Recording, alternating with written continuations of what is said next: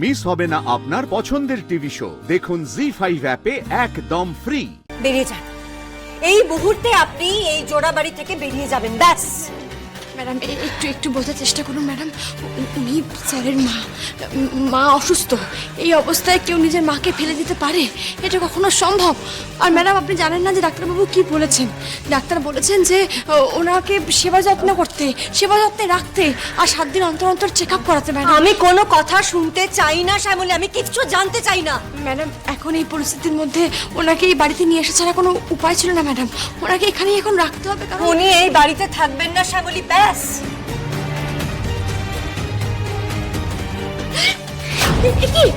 আপনার শরীর খারাপ লাগছে? স্যার একটা চেয়ার নিয়ে আসুন, জল নিয়ে এসো। কি হচ্ছে? কোথাও কষ্ট হচ্ছে? মাথা ঘুরছে? দেখি বসো।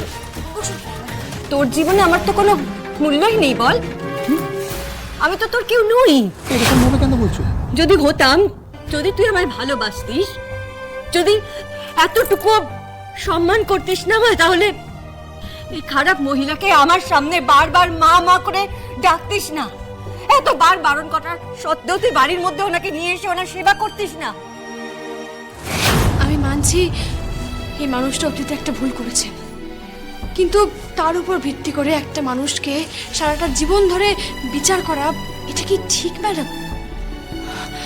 হয়তো উনিও এর জন্য অনুতপ্ত। এমনটাও তো হতে পারে যে উনিও এই ঘটনার জন্য ভেতরে ভেতরে গুমড়ে মরছেন।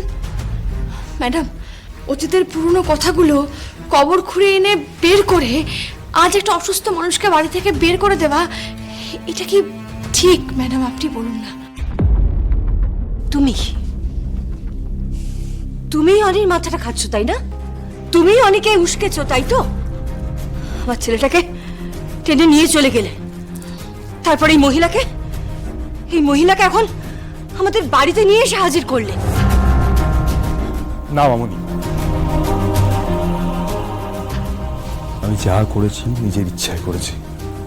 সে আমাদের প্রতিবারের মতো আমার সাথে ছিল। বুঝতে পারছিস না? একদম বুঝতে পারছিস না? উনি না ভালোবাসার যোগ্য নয়, ঘৃণার যোগ্য ওই মহিলা। তুমি ঘৃণার যোগ্যটা ছোটবেলা থেকে কেন শেখাওনি আমাকে?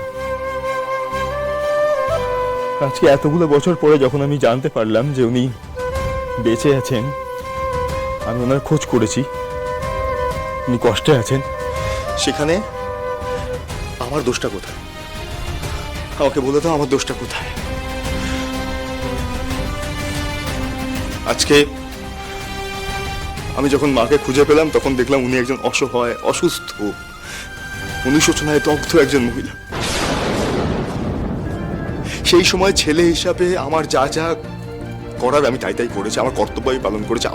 আমার ভুলটা কোথায় বলো? ঠিক তাই। আজ উনি একজন অসুস্থ মানুষকে এই বাড়িতে নিয়ে এসে ছেলের কর্তব্যে পালন করেছেন, কিন্তু ম্যাডাম তাতে স্যারের মনে তার মামুনির জায়গা নড়ে যায়নি। আমি আমার সিদ্ধান্তে অনড়। এই মহিলা এই বাড়িতে থাকলে আমি